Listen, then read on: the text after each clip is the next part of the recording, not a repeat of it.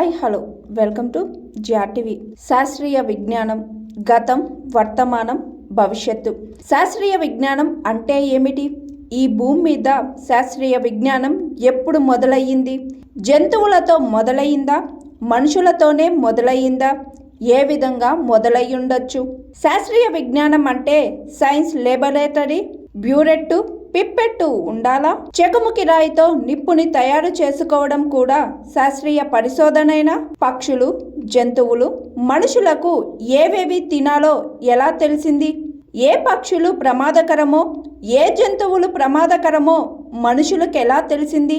దొరికిన వాటిని తినడమే కాకుండా వ్యవసాయం చేసుకోవాలని, పండించుకోవాలని మనిషికి ఎలా తెలిసింది?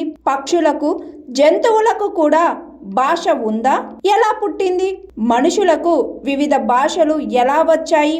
పక్షులకు, జంతువులకు కూడా వివిధ భాషలు ఉంటాయా? మనిషి తన శరీరాన్ని ఎందుకు కప్పుకున్నాడు? ఎలా కప్పుకున్నాడు? వస్త్రాల తయారీ దాకా పరిణామం ఎలా జరిగింది? చెట్ల మీద నుండి గృహల్లోకి, గృహల్లో నుండి ఇల్లు కట్టుకునే వరకు శాస్త్రీయ విజ్ఞానం ఎలా తెలిసింది? ఆకు పసరుల నుండి అలోపతి వైద్యం వరకు ఏ విధంగా వైద్యం పరిణామం చెందింది? గతంలోని విజ్ఞాన శాస్త్రం కన్నా ఈనాడున్న విజ్ఞాన శాస్త్రం అభివృద్ధి చెందినట్లా? పురాతనమైందే శాశ్వతమైందా? భవిష్యత్తులో శాస్త్రీయ విజ్ఞానం ఎలా ఉండబోతుందో ఊహించగలమా?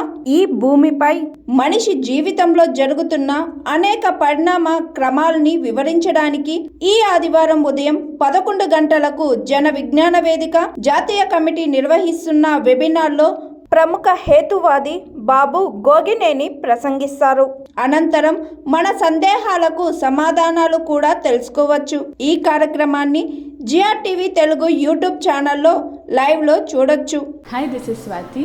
లైక్ చేయండి, షేర్ చేయండి, కమెంట్ చేయండి అండ్ సబ్స్క్రైబ్ చేయండి జిఆర్టీవీ.